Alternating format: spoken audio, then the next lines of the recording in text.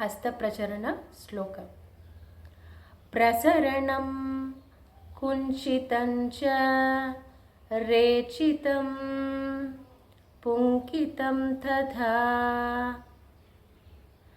अपवेष्टितकं चापि प्रेरितो उद्वेष्टितो तथा व्यावृत्तः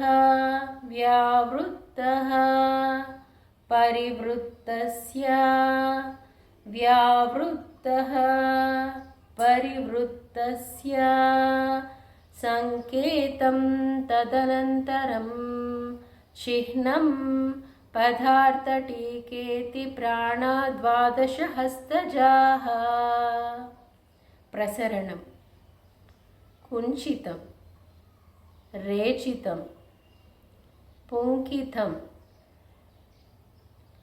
अपवेष्टितकं प्रेरितं उद्वेष्टितं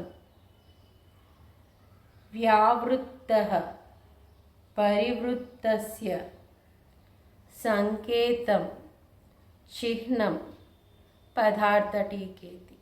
These are the 12 हस्तप्रचरण. Thank you.